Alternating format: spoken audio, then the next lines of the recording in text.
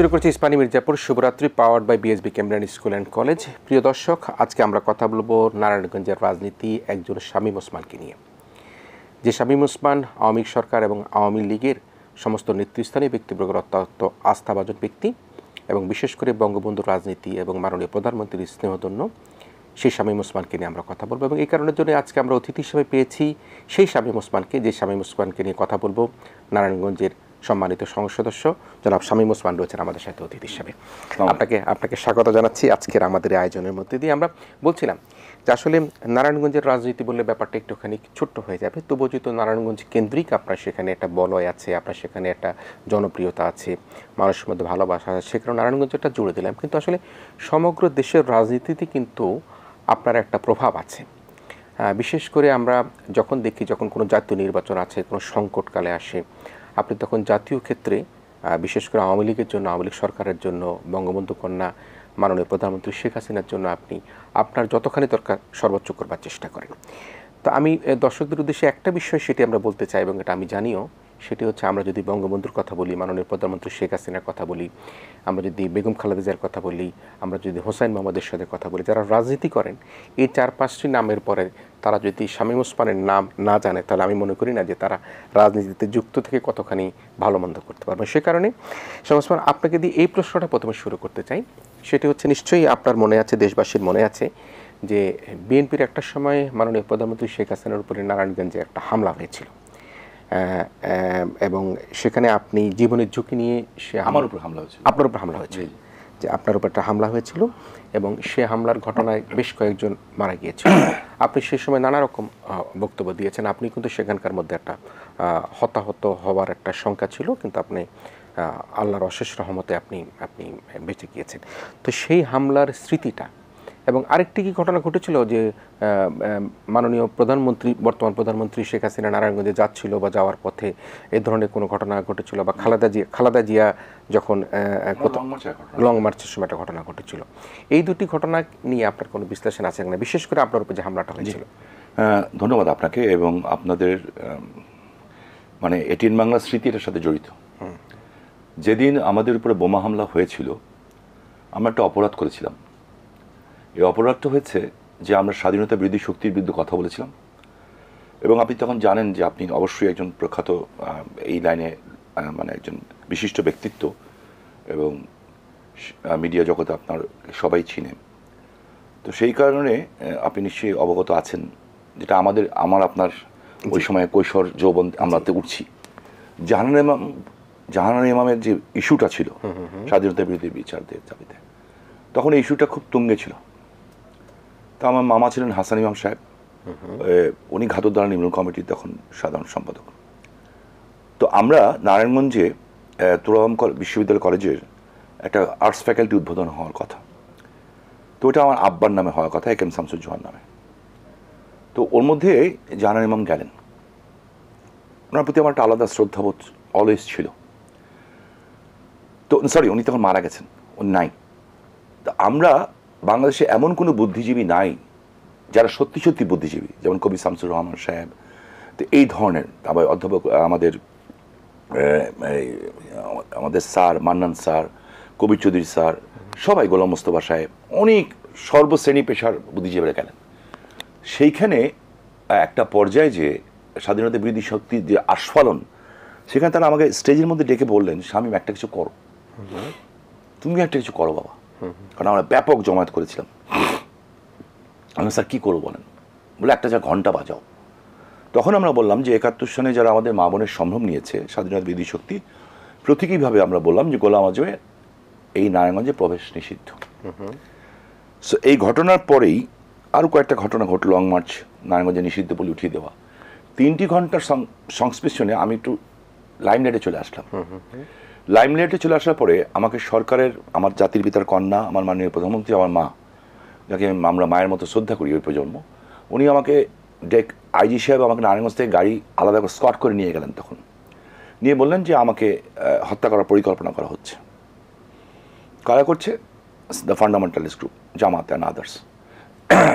তাই ভাবলাম যে সামনে মারবে, ওকে ফাইন, এগুলি তো আমরা অভ্যস্ত হয়ে গেছি। তো আমার নেত্রীও বললেন যে তুমি নারায়ণগঞ্জ যেও না, এখানে থাকো। আমি বলছি, না এটা সম্ভব না আমার পক্ষে। তো ওরা যাতে কাপুরুষ আমি বুঝি নেই, তোরা আমাদের দলীয় কার্যালয়ে বাংলাদেশের সবচেয়ে বৃহত্তর বোমটা ফুটিয়েছিল, সেটা হচ্ছে RDX। ওই RDXটা যখন ফুটানোর পরে আমি ওই ঘরের ভিতরেই ছিলাম। আচ্ছা, ঠিক আছে, জাস্ট আপনি যেখানে বসে আছেন উঠে জাস্ট 3 ফিট দূরে দেওয়ালটার সামনে গেছি। ওই দেওয়ালটা 3টা হোল হয়ে পাশের রুমে 3 জন মারা গেছে, আর স্পট মারা গেছে 20 জন। আমার এই হাতটা খুলে পড়ে গেছিল, আর আমার এই পাটা মানে পঙ্গু হয়ে গেছিল। ইলেকট্রিক শক দিয়ে পরে এটাকে ঠিক করা হয়েছে। এখনও শরীরের সমস্ত জায়গায় স্প্লিন্টার আছে, এবং আমার জ্ঞান ছিল না। যখন জ্ঞান ফিরলো তখন আপনাদের এই ATN বাংলার সাংবাদিক একজন ছিলেন, জয় মামুন ছিলেন। তো আমি কিছু শুনছিলাম না কানে, আমাকে বলা হচ্ছিল কিচ্ছু হয়নি, আমার চোখ বন্ধ করে রাখা হচ্ছিল। আমার জ্ঞান কখন ফিরেছে আমি জানি না। 3 দিন পরে জানতে পেরেছি আমার 20 জন ভাই মারা গেছে, এবং তারা সব আমার হার্ট করলো, আমার বোন, আমার মানে দে আর মাই ফ্যামিলি, আমরা রাজনীতি যারা করি। সো এটা ছিল আমার জীবনের সবচেয়ে, এবং ওই রক্তের উপর আমি শোয়া ছিলাম। আপনি বিশ্বাস করবেন রক্ত কত গরম এটা আপনার কল্পনার বাইরে। এবং ওইটার উপরে চাটাই ছিল, ওই চাটাই এবং টিনের চাল ছিল। ওইটা ছিদ্র করে এখন জেলা পরিষদের চেয়ারম্যান চন্দনশীল এবং আমার এক ছোট ভাই রতন, ওদের একটা পা, দুজনেই দুটো পা নেই, একটা পা উড়ে যে মিনিমাম 500 2 থেকে 300 গজ দূরে যে একটা বাড়ি ছাদের উপরে যে পড়েছিল। So this my new life. আমি কেন বেঁচে আছি জানি না। জ্ঞান ফেরার পর আমাকে যখন জিজ্ঞেস করা হচ্ছিল আপনি কিছু বলবেন, আপনি কিছু বলবেন, আপনি কিছু বলবেন, আমি কিচ্ছু শুনছিলাম না। তো আমার বড় ভাই সেলিম ওসমান MP এবং নাসিম ওসমান ছিলেন, ওনারা চিৎকার দিয়ে কানের সামনে বলতেছিলেন যে তোমাকে জিজ্ঞেস করছি তুমি কিছু বলবে কিনা। তো আমি শুধু অবাক হয়ে তাকে একটা কথা বলে আবার জ্ঞান হারিয়েছিলাম। আমি বলছিলাম শেখ হাসিনাকে বাঁচান, আমরা কেউ বলিনি যে আমাদেরকে বাঁচান। আমি তখন এইটুকু বুঝে উঠতে পেরেছিলাম যে সামথিং ইজ গোয়িং অন। আমার কথা সত্য প্রমাণিত হয়েছে। 21শে আগস্টে গ্রেনেড হামলা হয়েছে। তৎকালীন সময় বিরোধী দল নেত্রী তখন বলেছিলেন আমরা নাকি নিজেরাই বোম নিজেদের উপরে ফুটিয়েছি। কেন? জাতির পিতার কন্যা শেখ হাসিনার এবং শেখ রেহানার নিরাপত্তা আইন পাশ করার জন্য। হ্যাঁ, আমরা আমাদের বোম ফুটিয়ে আমরা এই 20 জন মরেছি, আমি আহত হয়েছি, আমার হাত পালুলা হয়েছে। এই ছিল রাজনীতি, তাই না? কিন্তু এরপরে সাথে সাথে ভাইয়া বিশ্বাস করবেন, আমি যখন বেঁচে গেলাম উইদিন 15 মিনিটস আমার ওয়াইফকে ফোন করা হয়েছে। ফোন করে বলা হয়েছে কোথা থেকে? কোনো আননোন নাম্বার থেকে, যে তুই ভাবিস না তোর জামাই বেঁচে গেছে, ওকে আবার মারা হবে। ঠিক আছে, এরপরে অ্যাটেম্প কিন্তু আমাকে বহুবার নেওয়া হয়েছে। আল্লাহ বাঁচিয়ে রেখেছে, বেঁচে আছি।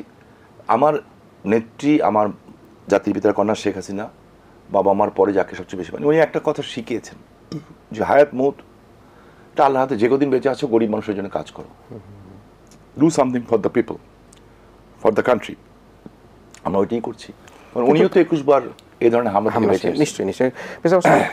এই প্রসঙ্গটা যখন আসে তখন আসলে আমরা বেদনায় কাতর হই যে আপনি মৃত্যুর পথযাত্রী ছিলেন। আপনি বলছিলেন যে রক্ত যে কত গরম হতে পারে সেটি আপনি দেখেছেন।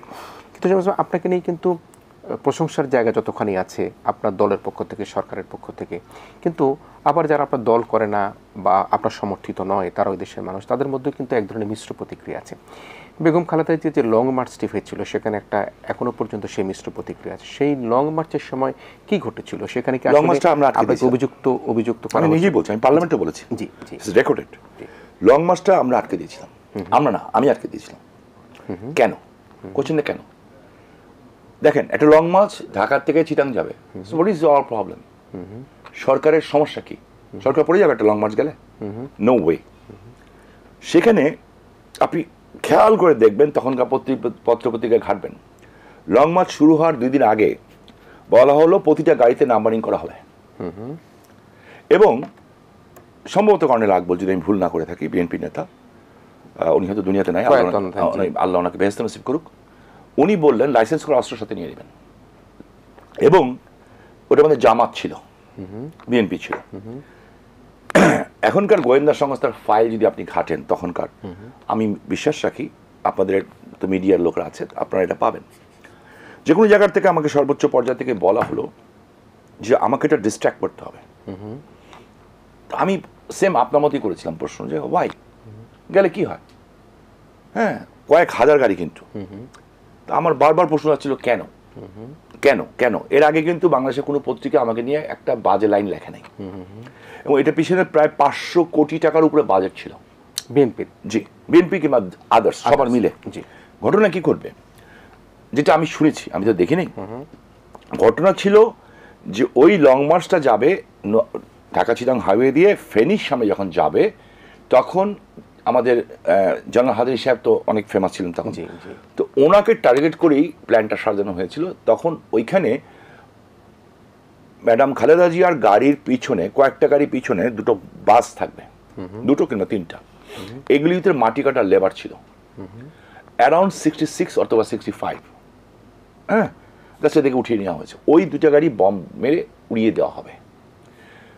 চট্টগ্রামের দায়িত্ব ছিলেন সালাউদ্দিন কাদের চৌধুরী সহ অনেকে, ঢাকার দায়িত্ব ছিলেন খোকাবাই, সব এরা বিভিন্ন জায়গায় ভাগ করা হয়েছিল এবং সমস্ত ফাইন্যান্স ঠিক রাখা হয়েছিল।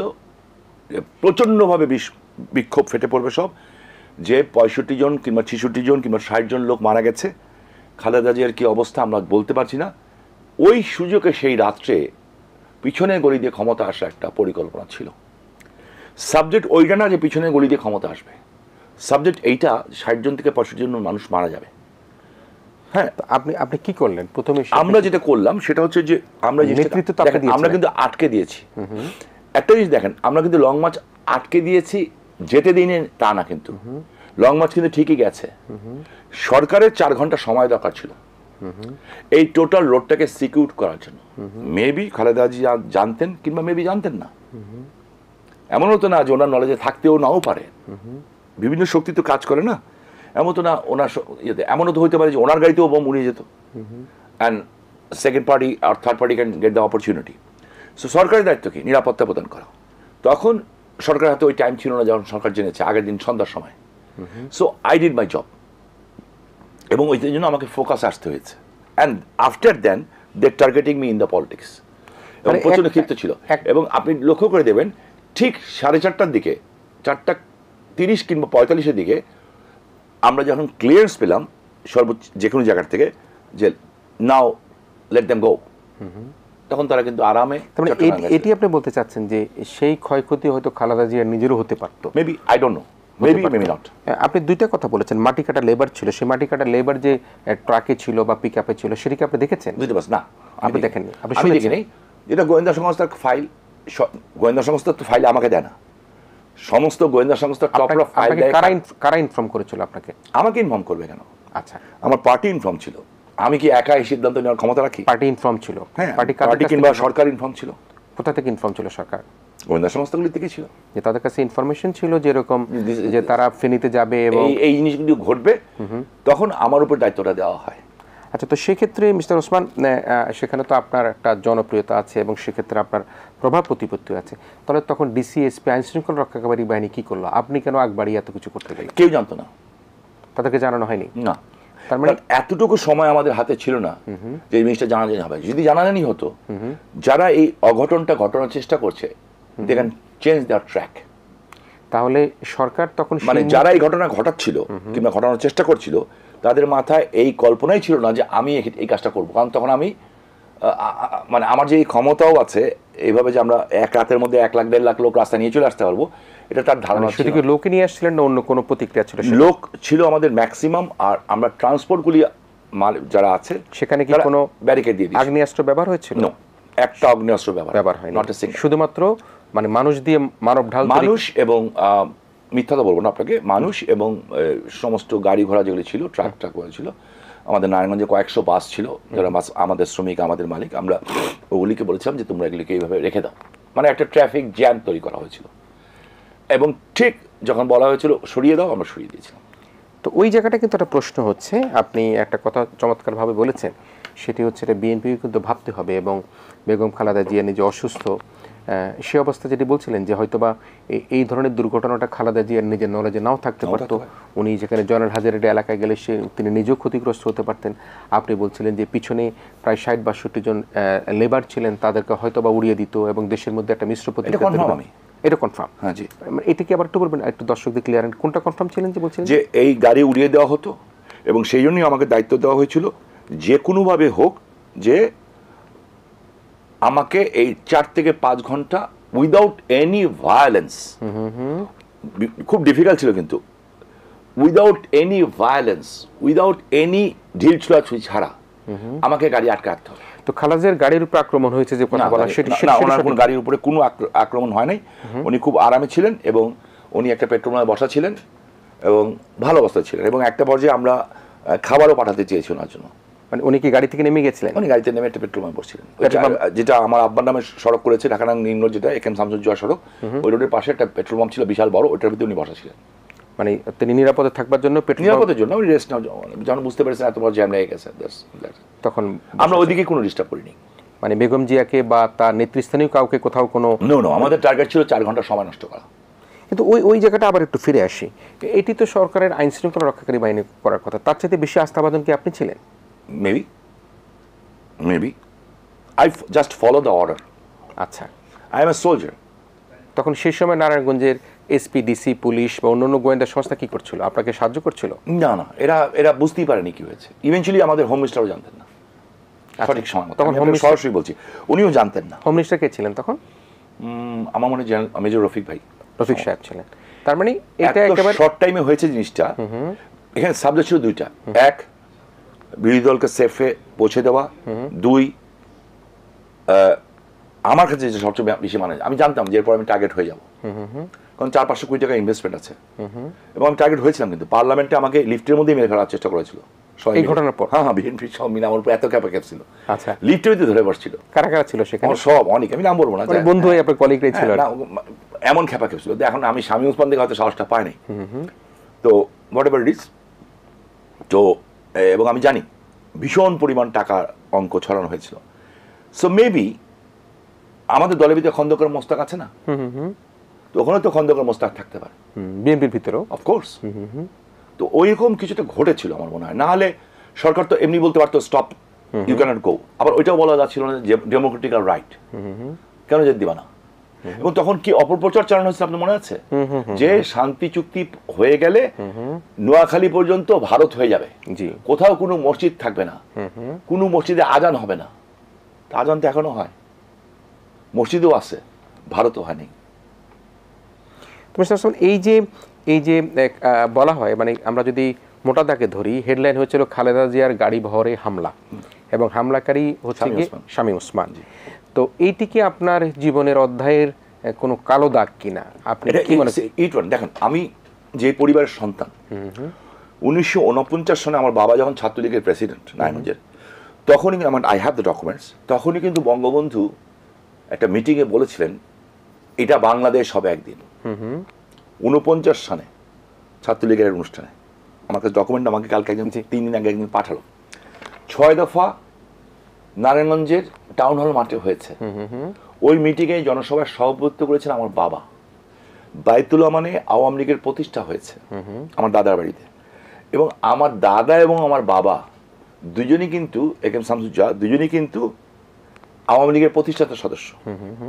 ঠিক আছে, 69 যে গণঅভ্যুত্থান, নারায়ণগঞ্জে টোটাল বাংলাদেশে মারা গেছে 11 জন, নারায়ণগঞ্জে একা গেছে 10 জন।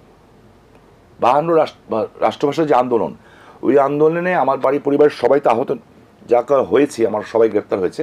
আমার মা তখন নতুন বিয়ে করে এসছেন 1 বছর মতো। আমার মা আবুল হাশিম সাহেবের বোন, সো যিনি অবিভক্ত ভারত মহাদেশের মুসলিম লীগের প্রেসিডেন্ট ছিলেন, ছিলেন কন্টিনিউ নেহরুর সাথে। এবং আমার মার এই গেট আটকাতে যে আমার মহিলারা সবাই, আমার মা তখনই কলকাতা থেকে ম্যাট্রিক পাস, ইন্টারমিডিয়েট পাস করেন। সমস্ত চুরি, স্বর্ণের চুরি, মানে ভাষা আন্দোলনের কথা বলছেন? ভাষা আন্দোলনে সেই সময়, এই সময় আমার মার হাত দিয়ে, তখন আমার মা অনলি 15 ইয়ার্স ওল্ড, এই সমস্ত হাতে চুরি ঢুকে গেছিল। মানে এদিক দিয়ে বাড়ির মহিলারা ঠেকছে, ওখান দিয়ে ইপিআর না কি ছিল পাকিস্তানি, এরা ঠেলছে। এই চুরিগুলি সব ঢুকে গেছিল আমার, এবং পরে স্বর্ণকার দিয়ে ওই চুরি কেটে কেটে কেটে কেটে হাত থেকে বের করতে হয়েছে। আমার বাবা গ্রেপ্তার হয়েছিলেন। এবং বঙ্গবন্ধুর মৃত্যুর পর যেদিন বঙ্গবন্ধুকে হত্যা করলো, সেদিন আমার ভাইয়ের বিয়ে ছিল। শেখ কামাল ভাই, এটা আমাদের জীবন সবচেয়ে কষ্টের একটা বিষয়। শেখ কামাল ভাই রাত 12:15টার সময় আমার ভাইয়ের বিয়ে শেষ করে উঠে গেছেন, এবং একটা পর্যায়ে বললেন নারায়ণগঞ্জ যাবো, সবাই মিলে যাবো। তো ভাইয়া বলে চলেন যাই। আর আমি ছিলাম ওনাদের একটা ট্যান্ডল থাকে না, ছোট ট্যান্ডল, একটা পিচি থাকে কিন্তু, আমি ছিলাম ওদের পিচি ট্যান্ডল। আমাকে মাঝে মধ্যে নিয়ে ওই ঢাকায় মানে সাংঘাই কার্টেন্ডল ছিলেন। ওই পুরো গ্রুপটা কামাল ভাই আমার খুব আদর করতেন, আচ্ছা, খুব আদর করতেন। এবং বিশ্বাস করেন আমি ওনার মতো ভদ্রলোক আমার লাইফে আমি দেখিনি। উনি আমাদের নারায়ণগঞ্জে যখন বসতেন চেয়ারে হেলান দিয়ে বসতেন না, আমি যখন এইভাবে বসছি না উনি এইভাবে বসতেন না, কিন্তু মুরব্বীদের সামনে বিলিভ মি আমি আল্লাহকে সাক্ষী রেখে বলছি এইভাবে বসতেন।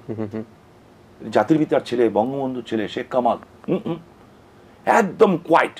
এই যে আবাহনী ক্লাবের খেলা, যে খেলা নারায়ণগঞ্জে খেলা হতো, উনি সাধারণ মানুষের সাথে বসে খেলা দেখতেন।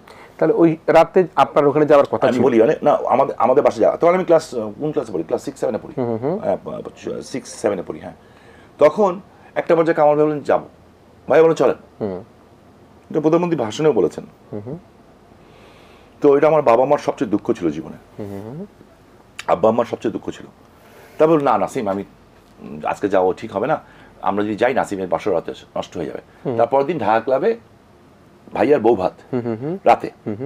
তো তখন কামাল ভাই বললেন এক কাজ কর, তুই কালকে সকালে আর ইউনিভার্সিটিতে আসবি না নাসিম, আমরা সবাই বাবার প্রোগ্রাম দুপুরে শেষ করে নারায়ণগঞ্জে এসে খাওয়া দাওয়া করবো। আচ্ছা, খেয়ে ওরা প্রায় 1000-এর মতো ছেলে পেয়ে সবাই মিলে একসাথে গাড়ি নিয়ে ঢাকা ক্লাবে আসবো এবং বঙ্গবন্ধু আসবেন। উনি কথা দিয়েছিলেন, কথা রাখতে পারেননি। তার মানে যদি সেই রাতে যদি নারায়ণগঞ্জ যেতেন তাহলে হয়তো বা ইতিহাস অন্যরকম হতো, বিশাল বড় শক্তি নারায়ণগঞ্জ থেকে যেত, ওরা সাহস পেত না। এবং সেই রাত্রেই আমার ভাই আমার মার যত স্বর্ণ এবং সবকিছু নিয়ে 50 জন নিয়ে ফার্স্ট রিভলভ করে বেরিয়ে চলে যায়। এবং আমার বাবাকে খন্দকার খুনি মোস্তাক ফোন করে 17ই আগস্ট, আমার স্পষ্ট ডেট মনে আছে। ফোন করে আমার বাবার তখন 6-7টা বন্দুক নিয়ে কিছু করার চেষ্টা করছেন। আমার মা ফোনটা ধরেছিলেন, আমার খুব সাহসী মহিলা ছিলেন। আমার মা ফোনটা ধরে মোস্তাক, আমি সরি ফোনটা ধরছিলাম আমি, আব্বাকে ছিল, আমি বললাম নাই, আমরা কিন্তু হ্যাবিচুয়াল ছিলাম। আবার আব্বা তখন ঠিক ঢুকেছেন বাসা, জাস্ট ইন কিছু টাকা পয়সা কিছুটা নিতে এসেছিলেন। আমাদের তখন মানে বঙ্গবন্ধুকে মেরে ফেলে ওটাতে আউট অফ ইমাজিন না। আচ্ছা, তখন মোস্তাক বললো আব্বাকে দিয়ে, আমি বললাম উনি নাই। তখন আমার মাকে দিলাম, আম্মাকে দিলাম। আম্মাকে বললেন, বৌমা বলতেন, আমার দাদুর পাশে সে চলতো, খান সাহেব ওসমান আলীর পাশে। তো বলো যে আব্বার কথা, জোহা, আমার আব্বার নাম একেম শামসুজ্জোহা, তো উনি বললেন জোহাকে পাঠা, ওকে স্বরাষ্ট্রমন্ত্রী হবে। তা আমার মা, I am proud about my mother and my father. আমার বাবা আমার মার দিকে তাকিয়ে থাকলেন যে কি বলে ও, জাস্ট এইটুকু হচ্ছে কম ডিস্টেন্স। তার মানে খন্দকার মোস্তাক নক করেনি এমন কোনো জায়গায় নেই, আপনার বাবা শামসুজ্জোহা সাহেবকে নক করেছেন স্বরাষ্ট্র, মানে কারণ উনি আমাদের বেশি কানেক্টেড ছিল আমার দাদুর সাথে। দাদুর ধরতে পারেন দাদুর পাশে কাজ করতো সে আমার মাকে যখন বললো, আমার মা তখন বললেন যে আমি আমার স্বামী যদি আপনার মন্ত্রিসভায় যোগ দেয়, আমি প্রথম চেষ্টা করব আমার স্বামীকে আটকাতে, যদি না পারি আমি তাকে হত্যা করব, তাও যদি না পারি আমি তাকে আত্মহত্যা করবো। তখন বললো ওকে আর বাঁচানো গেল না। এই 10 মিনিটের মধ্যে আমাদের বাড়ি ঘেরাও করে ফেললো, এসে দরজা ভাঙলো, এসে আমার বাবাকে নিয়ে গেল। এবং আমার বাবা যে রুমে ছিলেন সেই রুমে মনসুর আলী চাচা ছিলেন, জাতীয় চার নেতা। মনসুর আলী সাহেবকে যখন নিয়ে গেছে, এটা জানা উচিত আমার মনে হয় নিউ জেনারেশন, যে লিডারশিপ কাকে বলে। তার পাশের রুমে ছিলেন তাজউদ্দিন সাহেব, নজরুল ইসলাম সাহেব এবং কামরুজ্জামান সাহেব। ওখানে আমিও জেল খেটেছি 19-20 বছর বয়সে, এবং আমি বুলেটের চিহ্ন সব দেখেছি। সেখানে মনসুর আলী চাচাকে যখন নিয়ে যাচ্ছিল মনসুর আলী সাহেবকে, তখন উনি অজু করতে গেছিলেন, ওনাকে অজুটা করতে দেয়নি, সেখান থেকে নিয়ে গেছে। তখন উনি আব্বাকে বললেন জোহা আমাকে অজুটা করতে দিল না। তখন আব্বার স্ট্রোক করেছিল একটা। আচ্ছা, নিয়ে যাওয়ার পরে ওরা স্যালুট দিয়েছে, প্রথমে স্যালুট দিয়ে বলেছে স্যার আপনাদের আমরা রাষ্ট্রীয় ক্ষমতা আনতে চাই। তখন ওনারা চিৎকার করে একসাথে বলেছেন সবাই যে আমাদের হত্যা করো, আমরা মরেও প্রমাণ করতে চাই আমরা শেখ মুজিবের লোক ছিলাম, শেখ মুজিবের লোক আছি, শেখ মুজিবের লোক থাকবো। তখনই ব্রাশ ফায়ার করে এবং তারপর একজন বেঁচে যান। বেঁচে যাওয়ার পরে ওরা ফিরে এসে আবার বেনেট দিয়ে তাকে মারে। আমি একটা প্রশ্নের উত্তর কিন্তু ক্লিয়ার জানতে চাই, যেটি হচ্ছে কি, যেটি বলেছিলাম যে এই যে বেগম খালেদা জিয়ার গাড়ি বহরে হামলা, যেটি সে সময় বেশ ব্যাপকভাবে প্রচারিত হয়েছিল, এটি কি আপনার রাজনীতির জন্য বা আপনার জীবনের জন্য কোনো কালো দাগ কিনা? একদম ইউটার্ন, জাস্ট ইউটার্ন হয়েছে আমার জীবন। এই ঘটনার পরে আর গোলাম আজমকে নিষিদ্ধ ঘোষণা, আর একটা জিনিস যেটা আমার জীবন সবচেয়ে ভালো কাজ করেছি আমি মনে করি স্টিল নাও, এবং সারা জীবন মৃত্যুর একদিন পর্যন্ত মনে করবো আমি। আমার জানি কেন মনে হয় সেজন্য আমি হামলা বেঁচে গেছিলাম, মনে হলে ওই হামলা আমার বাঁচার কথা না, কোয়াইট ইম্পসিবল। আমার আশেপাশে কেউ একটা লোক ছিল না, বিশেষ করে মাংসের টুকরা টুকরা হয়ে গেছিল সবার। হোয়াট ইউটার্ন যেটা বলছিলেন, ইউটার্ন সেটা ছিল নিষিদ্ধ পল্লী ছিল নারায়ণগঞ্জ, আপনি জানেন। মানে সরি টু সে, আমাদের বাচ্চারা হয়তো শুনছে, আমরা একটা ভদ্র জাতি, আমরা পুরুষ জাতি, পুরুষ সমাজ, হ্যাঁ, আমরা মুসলমান, এত কথা বলি আমরা। সেখানে নারায়ণগঞ্জে একটা নিষিদ্ধ পল্লী ছিল, কয়েকটা ছিল। তা আমি আল্লাহর ঘর ছুঁয়ে, কাবা শরীফ ছুঁয়ে ওটা 15 বর্ষের মধ্যে উঠিয়ে দেওয়ার শপথ করে আসি। এবং আমার নেত্রী আল্লাহ রাব্বুল আলামিন সাক্ষী, আমি ওনাকে বলি এবং প্রচণ্ড বাধাপ্রাপ্ত হই, এবং উনি আমাকে সহযোগিতা করেন এবং এদেরকে পুনর্বাসিত করা হয়। এর মধ্যে প্রায় 3000 মেয়ে ছিল যাদের বয়স 11 বছরের নিচে। জাস্ট আপনি আমি তো দুজনেই তো বাচ্চার মা। জি জি জি। আমার একটা মেয়ে আছে, জি জি বাবা। জি জি। Just think about it. Right right. Very sad. So এইটাকে আমরা 15 বর্ষের মধ্যে উঠিয়েছিলাম। এরপরে গোলাম আজম নিষিদ্ধ ঘোষণা করা। তারপরে হচ্ছে গোলাম আজম নিষিদ্ধ ঘোষণা করার পরে উনি তার আমিরত্ব ছাড়তে বাধ্য হয়েছেন। এরপর হচ্ছে এই ঘটনাটা, কয়েকশো কোটি টাকার একটা প্ল্যানকে নস্যাৎ করে দেওয়া, জেনে কিংবা না জেনে। আমি জাস্ট হুকুম পালন করেছি। এই কয়টা কারণে ওরা আমাকে তকমা লাগাই দিল গডফাদার, এবং এরপর আমাকে বহুবার মারার চেষ্টা করা হয়েছে। হ্যাঁ, একটা সাকসেস হয়নি, কিন্তু বম ব্লাস্টটা ছিল সবচেয়ে বড়। মানে আপনি কি এখনো টার্গেটেড?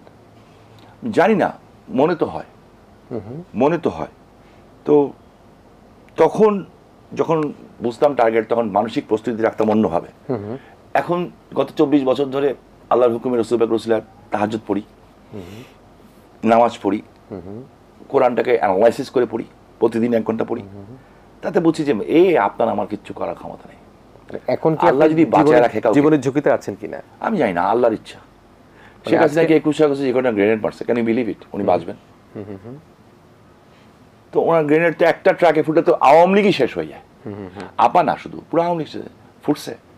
আল্লাহ যদি কাউকে বাঁচায় রাখেন, আপনার আমার বান্দার কি ক্ষমতা আছে? আর আল্লাহ যদি আমাকে মারতে চান, বান্দা কাকে বাঁচা রাখে? জি, আপনি বলছিলেন যে আপনাকে গডফাদার একটা তকমা লাগিয়ে দেওয়া হয়েছিল।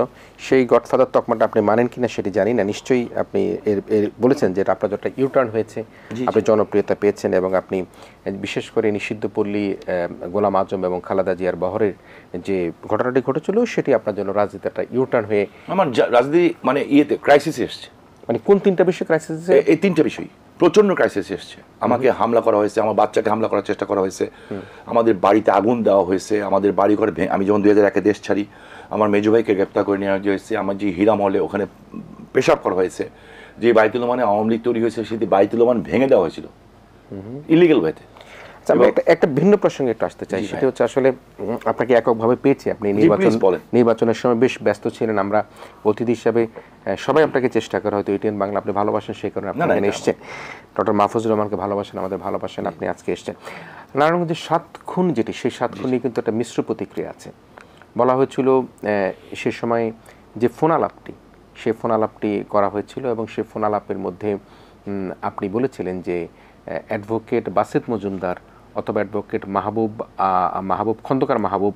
না, আমি বলি আপনাকে। জি জি, বিষয়টা জি। ঘটনা ছিল, ওই ঘটনা ঘটেছে, যে ছেলেটাকে বেড়েছে নজরুল, তার আগের দিন সে আমার বাসায় এসেছিল।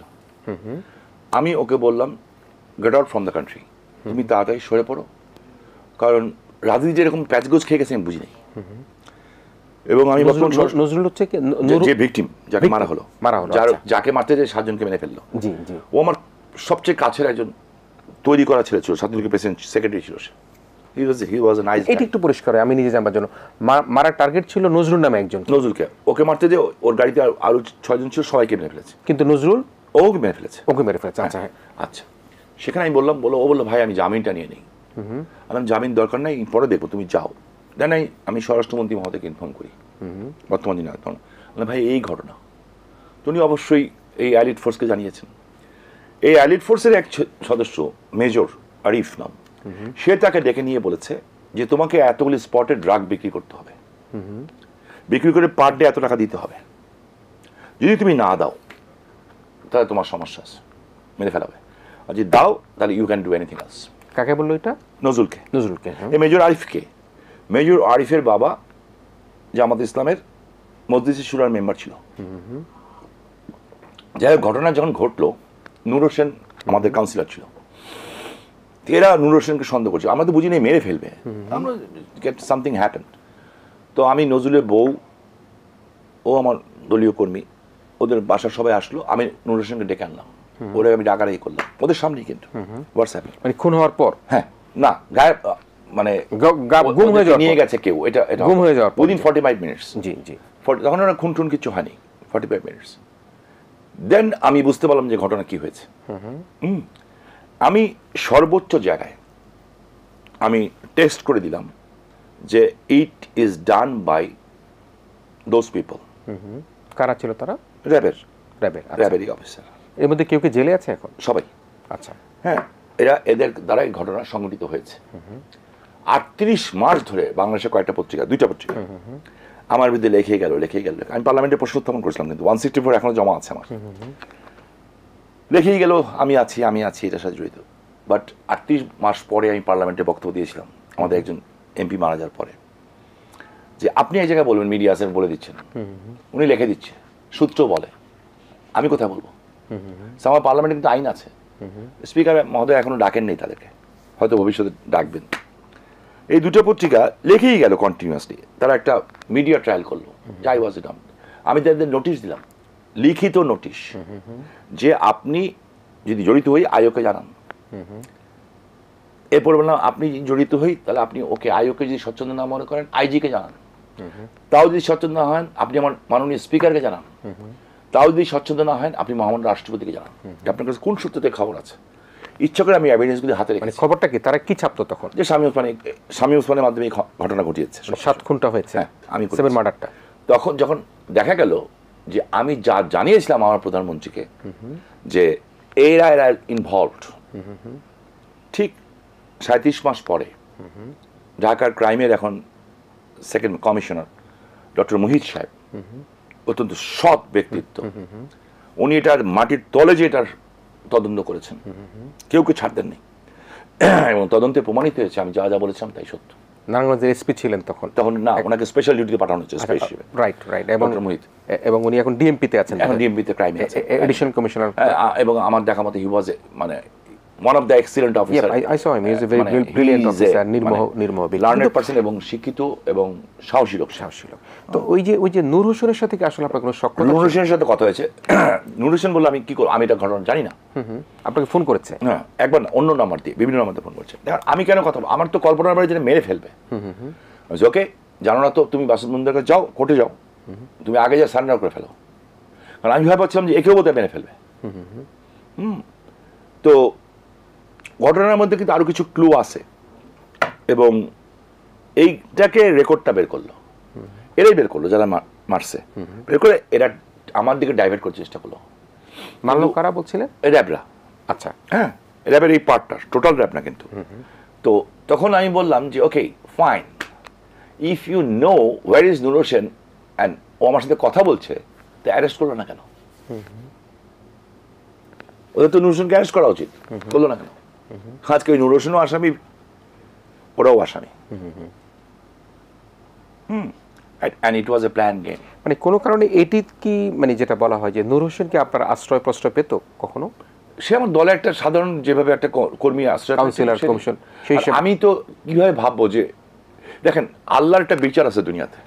7টা মানুষকে মেরেছে, পেট কেটেছে, এক একটা মানুষের শরীরে 10টা 20টা করে ইট বেঁধেছে। ইজ ইট পসিবল যে 7টা লাশ একসাথে ভেসে উঠবে? White impossible. 7টা লাশই ভেসে উঠেছে, 7টা লাশই কিন্তু ভেসে উঠেছিল। তো আপনি সেই বিষয়টাকে আসলে, যদিও বলছিলেন একটি বাহিনীর কিছু বিপদগামী সদস্যরা আন্ডার দ্য জেল, ট্রায়াল হয়ে গেছে, তাদের তো অর্ডার হয়ে গেছে, ট্রায়াল হয়ে গেছে। ওখানের মধ্যে বলা হয় যে একজন বিশেষ ব্যক্তির জামাতা রয়েছেন, তিনি নাকি ওটার সাথে বেশি ইনভলভ ছিলেন। এখন হি ওয়াজ এ কর্নেল, বাট উনি কিন্তু অনেক পরে গেছেন। উনি অনেক পরে গেছে। উনি এই ঘটনা, ওখানে একটা ড্রাগসের সাম্রাজ্য চলছিল। আচ্ছা আচ্ছা। Dhaka Chittagong highway total drugs ওখান দিয়ে যাচ্ছিল, এবং আমি এটার বিরুদ্ধে প্রতিরোধ করার চেষ্টা করছিলাম,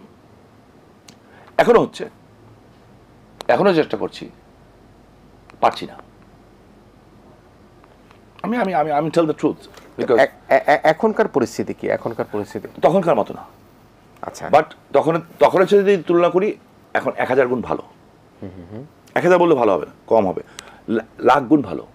বাট তখন এটা একটা স্বর্গরাজ্য হয়ে গেছিল, এখন তার চেয়ে অনেক 1 লাখ গুণ ভালো। কিন্তু কি কারণের জন্য এই এলিট ফোর্সের লোকেরা এত সাহস পেল? এত মানি। আচ্ছা, মানি।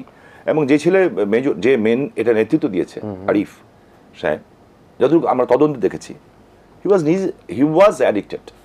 হি ওয়াজ হিমসেলফ অ্যাডিক্টেড। হ্যাঁ, হিমসেলফ অ্যাডিক্টেড। এবং তার বাবা জামাতের মানে তিনি তার বাবা জামাতের মসজিদে সুরার আমির মেম্বার ছিলেন অথবা আমির ছিলেন।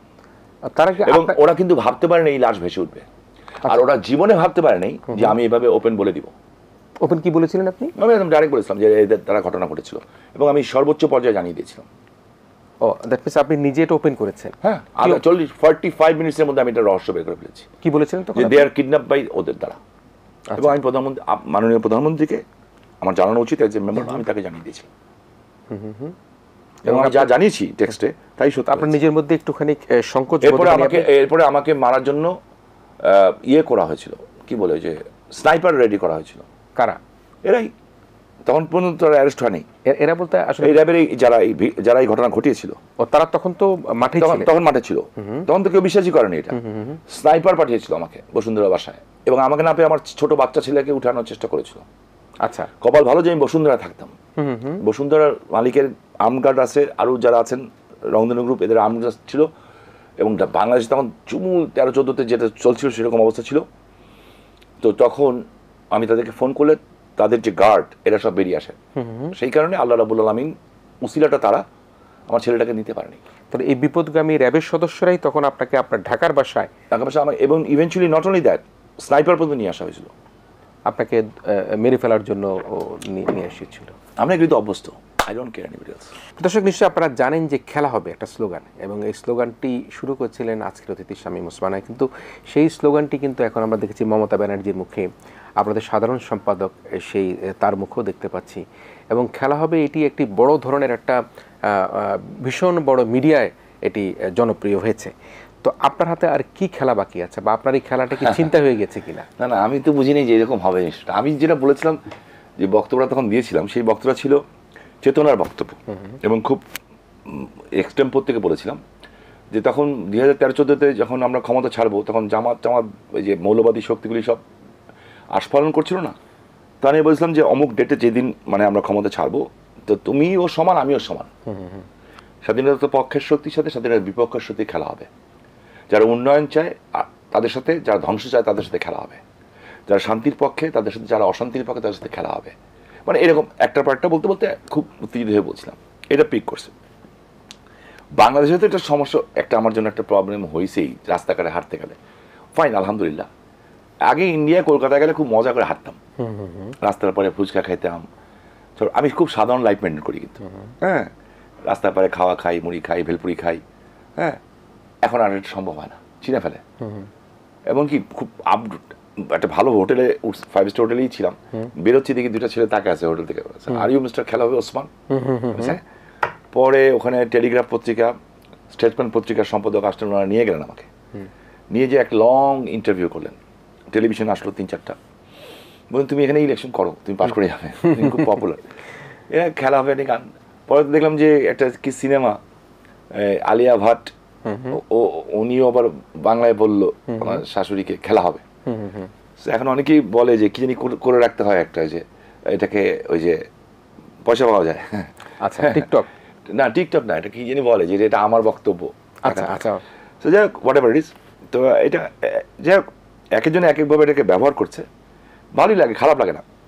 কিন্তু মিস্টার ওসমান, আপনি যেটা বলছিলেন যে আপনি সাধারণ মানুষ, সবার সাথে ফোচকা খান, ঘুরেন ফিরেন, কিন্তু আপনাকে নিয়ে মানুষের মধ্যে একটা ভয় কাজ করে কিনা? No, not at all.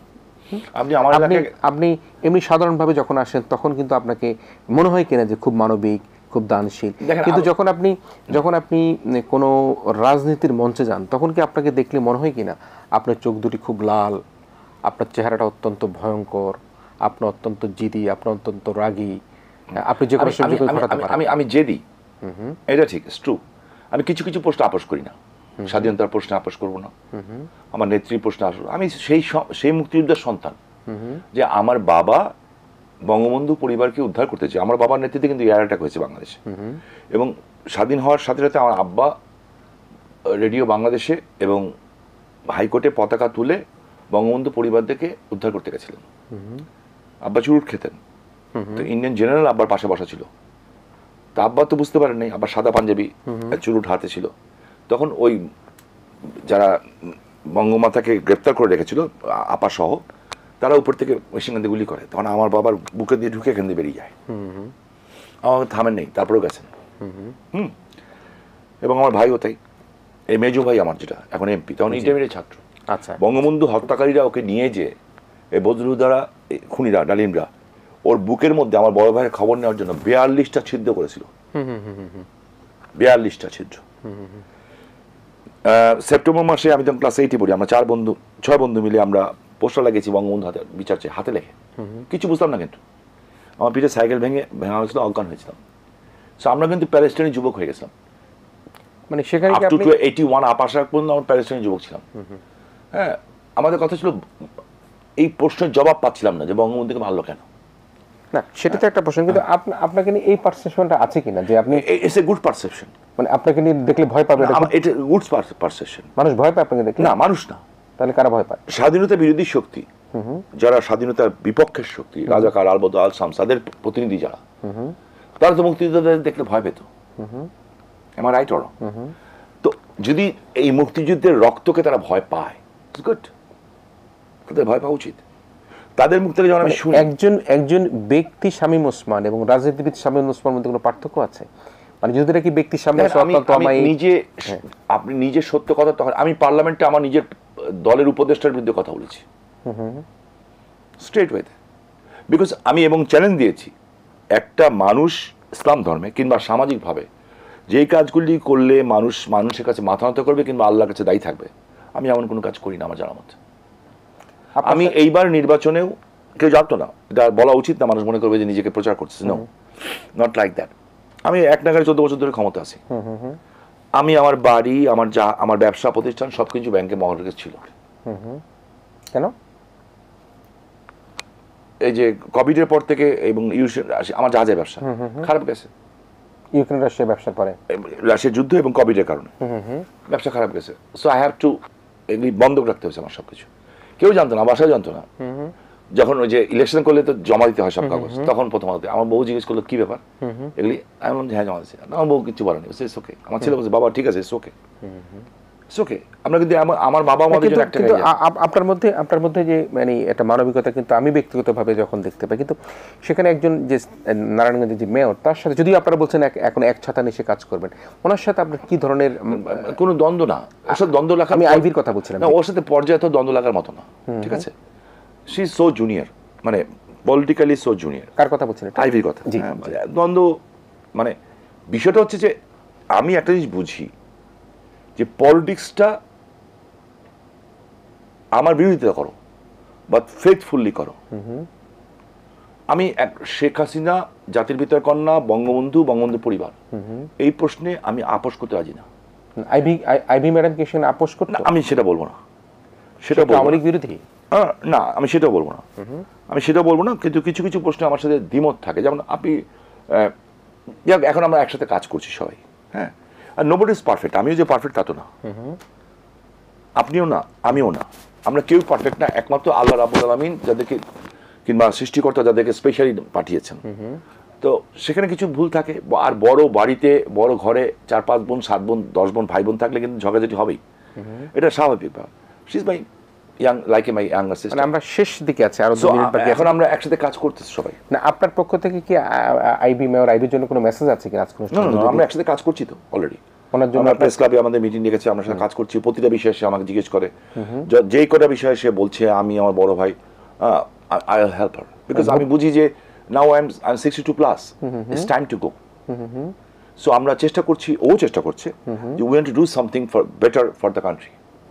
আর আপনার মাধ্যমে আমরা তো নিজেদের কথাবার্তা বললাম। আমি একটা কথা বলতে চাই, কারণ আমি একটা জিনিস বুঝি ভাই, আপনিও বুঝে আমিও বুঝি। হ্যাঁ, আপনার ছেলে মেয়ে বাইরে পড়ালেখা করছে, আমার মেয়েটাও আল্লাহর মতে one of the best university থেকে আল্লাহর মতে পাশ করেছে, ছেলেটাও ভালো করছে। সো এটা কিন্তু বাবার জন্য অনেক গর্বের ব্যাপার, মার জন্য গর্বের ব্যাপার। আমি একটা কথা বলতে চাই, যারা আমাদের দর্শক দেখছেন, যে আমার কথা শুনে প্রভাবিত হবেন না। আমি আপনার আছেন কি আমি জানি না, আমার বাবা মা নাই।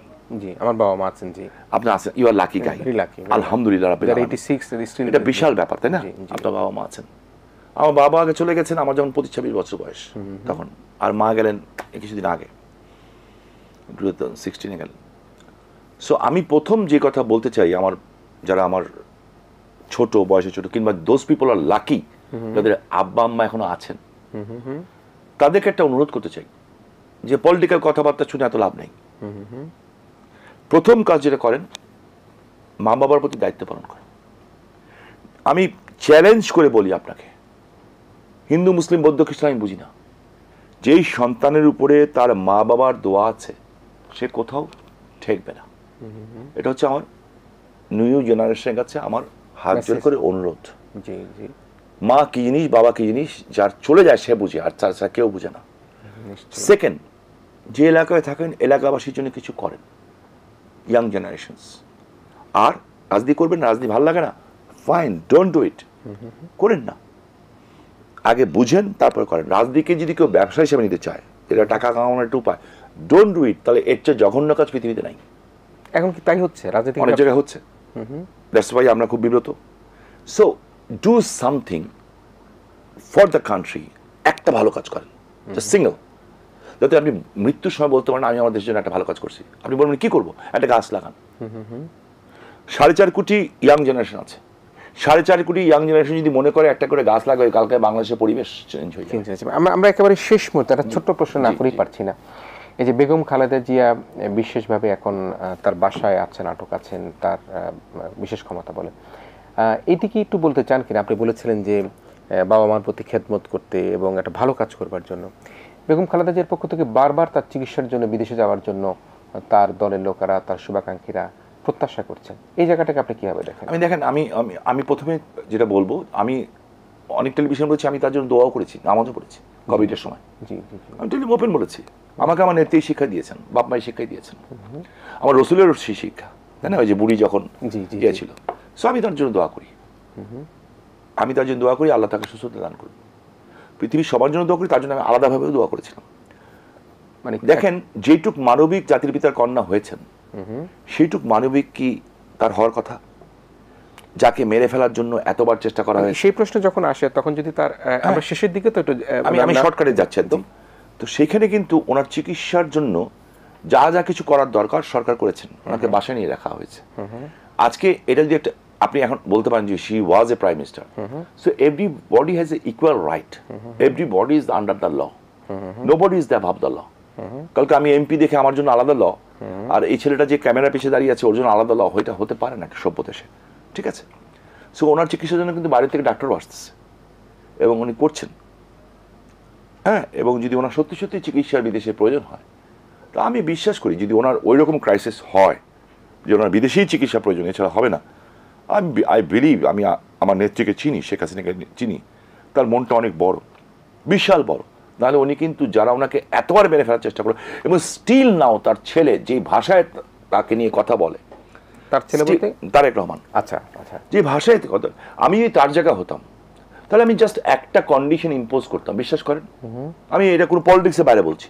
তার মা এই অবস্থায়, তার বউ আসলো না কেন? তার বউ তো মামলা দেওয়া আছে কয় বছর আগে, তার আগে তার বউ তো এত বড় ডাক্তার, আর অন্য বউ তো আসতেছে।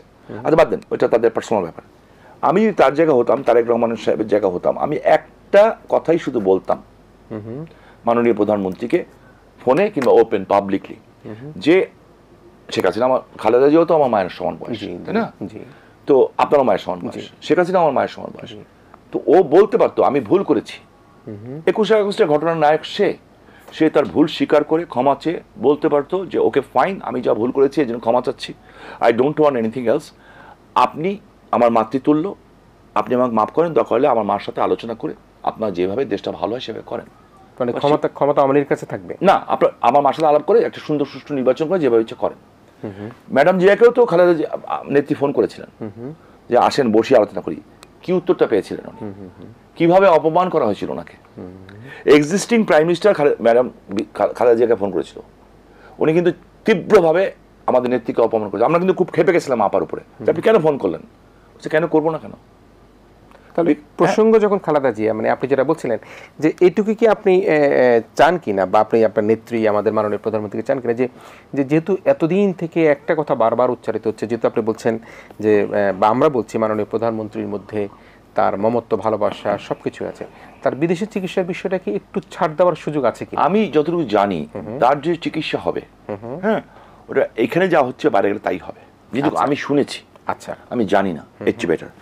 আর এইটুকু আমি বুঝি, আমি জাতির পিতার কন্যা শেখ হাসিনাকে চিনি, একজন ছেলে যেমন তার মাকে চিনি, আমিও চিনি, হয়তো অতটা চিনি না, কারণ একটা সমুদ্রকে তো একটা ছোট্ট মগ চিনতে পারে না। উনি হিমালয় পর্বতের মতো নরমল, নাহলে উনি ওনাকে বাসায় আরামে রাখতেন না, কাজের মানুষ দিয়ে রাখতেন না, ডাক্তারে যেতে পারতেন না, উনি কিন্তু ওখানে ফেলে রাখতে পারতেন ইচ্ছা বলে। হু কেয়ার, কে কী করবে, জেল হচ্ছে হাই করে যাও, গো টু দ্য কোর্ট। কিন্তু ওইরকম যদি কোনো কিছুর প্রয়োজন হয় যে ওনার বাইরে চিকিৎসার প্রয়োজন এছাড়া হবে না, তাহলে ওই ব্যবস্থা যদি ওরা প্রপারলি অ্যাপিল করে তাহলে করতে পারে। And they can go to the court. তারা কোর্টে যায় না, কারণ আমি তো বুঝি না। তো তারপরে যদি তার সেরকম আমি শুধু একটা কথা বলছি, আমি দোয়া করি আল্লাহ যাতে ওনাকে সুস্থ রাখে, ভালো রাখে। মানুষের মৃত্যু তো আছেই, জি, আপনিও মরতে পারেন, আমি মরতে পারি, সকালে মরতে পারি, হিট স্ট্রোকে সেদিন বজ্রপাত হলো, মানুষ কত খুশি, হ্যাঁ বৃষ্টি হচ্ছে, 11 জন মানুষ মরে গেল। সো কখন কে চলে যাবে এটা আমরা কিছু জানি না। সো আমার মনে হয় যে মানুষের উচিত এখন নিজের ত্রুটি বিচ্যুতি, এই যে এত গরম আমাদের দেশে, দুবাইতে পানির তলে চলে যাচ্ছে, এগুলো কিন্তু অভিশাপ, আল্লাহর গজব কিন্তু দেখাচ্ছে। এই যে কোভিড টবিড এগুলি, এই ফেরাউনের সময় কিন্তু এগুলি এসেছিল, আমরা বুঝতে পারছি না, কিন্তু আমরা ভাবছি এটাই permanent. No, it's a temporary, we have to go. হিন্দু মুসলিম বৌদ্ধ খ্রিস্টান আমাদের সবাইকে চলে যেতে হবে। সো আমি এই জেনারেশনকে, আমাদেরকে, পলিটিশিয়ানদেরকে সবাইকে অনুরোধ করবো একটা জিনিস, আমি আই এম রং, এটা ডিসাইড করবেন আল্লাহ রাব্বুল আলামিন। আপনি সাবমিসিভ হন, মাটিতে নরমভাবে হাঁটেন, মানুষকে ভালোবাসেন, মানুষকে ভালোবাসার মতো, যে মানুষকে ভালোবাসে সে আল্লাহকে ভালোবাসে। জি, নিশ্চয়ই। আমরা শেষ করব, একেবারে 10 সেকেন্ড উত্তরে দেবেন। তারেক যে দেশে ফিরে আসলে কি হতে পারে? আইনের আওতায় যা হবে তাই হবে। বলা হয় যে অনেক গণমানুষের স্রোত হবে, অনেক মানুষ সমাবেশ হবে। কাম আসে না কেন? আপনাদের ভয়ে? আমাদের ভয়ে যদি না আসে তাহলে তো সে তার মায়ের যোগ্য সন্তানই না। তার মার এই ক্রাইসিসের সময় সে যেই জিনিসগুলি, সে জ্বালাও পলাগুলি করলো। আচ্ছা দেখেন, আমি এই যে নারায়ণগঞ্জে কতগুলি ছেলের জীবন নষ্ট হয়েছে, এখন আমাকে ওর বাবা হোয়াট আই ক্যান ডু। এইটা আমার ফেসবুক নাই, হ্যাঁ, কি হয়েছে, গাড়ি পুরাও, আবার ভিডিও করো, আবার পাঠাও, ভাইয়া দেখবেন। মানে আমি হলাম, এটা তো আপনাদের কথা, এটা কি সঠিক? শত শত ভিডিও আমার কাছে আছে। জি, এখন বলেন কোর্টে যখন আমি লতে 6 হয়েছিলাম সারা বাংলাদেশে, কোর্টে যখন যাবে, পুলিশ যখন বলবে স্যার আপনি আদালত, আপনিও আইন ভালো বলছেন, স্যার এই যে দেখেন, এই যে মিস্টার অমুক, এই যে দেখেন স্যার বাসে আগুন দিচ্ছে, এই যে বোমটা মারলো স্যার, এই যে দেখেন বাসে আগুন চলে গেল, কি করবে সরকার? না, সে আগুন কারা দিয়েছে, কি দিয়েছে, তাদের মধ্যে ওই চেহারাগুলি তো আছে। জি, চেহারা ওপেন, স্লোগান দিচ্ছে ওপেন, এবং রিজভি সাহেবের দেওয়া জিনিস আমার কাছে তিনটা। আপনি কি একটু আমন্ত্রণ জানাবেন কিনা তারেক জিয়া সাহেবকে দেশে আসতে? ইয়েস, আমি মনে করি তার সারেন্ডার করা উচিত, এবং তার যেটুক শাস্তি প্রাপ্য সেটা করা উচিত, এবং তার ভুল স্বীকার করা উচিত। তার ভুল স্বীকার করা উচিত অ্যাজ এ দেশের মানুষের শান্তির জন্য, এবং তার ভুল স্বীকার করা উচিত যে আজকে তার মা যে অবস্থায় আছে তার কারণের জন্য। আমি সরি টু সে যে খালেদা জিয়া যে আজকে যে পজিশন আছেন, এটা তার পাপের প্রায়শ্চিত্ত। কার পাপে? তারেক জিয়ার পাপের প্রায়শ্চিত্ত। মেইনলি 21শে আগস্টে কতগুলি মানুষ মরেছে, তার আগে কতগুলি হামলা হয়েছে। সো একটা জিনিস মনে রাখেন, পৃথিবীতে অর্ধেক বিচার হবেই, কিন্তু আর বাকিটা ওখানে হবে। তার মানে তিনি আসলেই হয়তো বা একটা সুরা হবে প্রত্যাশা আপনি করছেন? সে জীবনে আসবে না, ওই গার্ডস তার নাই। আচ্ছা, আই ডোন্ট থিঙ্ক সো। আপনি তো প্রভাবশালী না, তারপর একটু তাকে সাহস যোগান না যে আসেন, আপনি দেশে আসেন। হ্যাঁ, আমরা মনে করি যে তার উচিত, সে যদি নিরপরাধ মনে করে, মেবি সে নিরপরাধ তার দৃষ্টিকোণ থেকে, if it is, he can take the risk. Bangabandhu 14 বছর জেল খাটছেন, তার বহু দলের নেতাও তো জেল খাটতেছে। Why not he is, why not সে না কেন? তো সে আসতে পারে, সে সারেন্ডার করতে পারে কোর্টে, সরকার তো তাকে নিরাপদ হলে মুক্তি পাবে, শাস্তির শাস্তি হবে, শাস্তি হবে। নিশ্চয়ই নিশ্চয়ই নিশ্চয়ই। প্রিয় দর্শক, আমরা আসলে অনেক না বলা কথা আমি ভেবে এসেছিলাম, কিন্তু সে কথাগুলো একসাথে এই অল্প সময় শেষ করতে পারেনি। তবে একটা কথা সঠিক, সেটা হচ্ছে রাজা রাজনীতি সব কিছু থাকবে, নেতৃত্ব থাকবে, দেশ গণতন্ত্র শক্তিশালী হবে, আরও শক্তিশালী হবে, কিন্তু মানুষের ভালোবাসা, মানুষের মমত্ব সেটি কিন্তু টিকে থাকবে। আজকে মিস্টার শামীম ওসমান এমপি যেটি বললেন যে আপনি আপনার যে শ্রদ্ধা, বিশেষ করে বাবা মার প্রতি আপনি অবশ্যই শ্রদ্ধাশীল হবেন, সমাজের প্রতি শ্রদ্ধাশীল হবেন, মানুষকে ভালোবাসবেন। আমরা সেই ভালোবাসার অকাতরে আমরা সকলেই একসাথে একতালে এক লয়ে দেশকে ভালোবাসতে চাই, দেশের লাল সবুজের পতাকে ভালোবাসতে চাই, দেশের উন্নয়নের জন্য কাজ করবো এই প্রত্যাশা রেখে আজকের মতো একজন শামীম ওসমানকে নিয়ে আমরা যে আলোচনা করলাম, মিস্টার শামীম ওসমান, আপনাকে ধন্যবাদ জানিয়ে আমাদের আজকের শুভরাত্রি এখানে শেষ করছি। আপনাকে ধন্যবাদ। প্রিয় দর্শক আপনারা ভালো থাকবেন। আবারও যদি কোনো অনুষ্ঠানে মিস্টার শামীম ওসমান আমাদের কাছে আসেন, আমাদের অনুষ্ঠানে আসেন, বাকি আমার বা আপনাদের যে না জানা যে তথ্যগুলো সেগুলো জানাবার চেষ্টা করব। আপনারা ভালো থাকবেন, সবাই মিলে ভীষণ ভালো থাকবেন।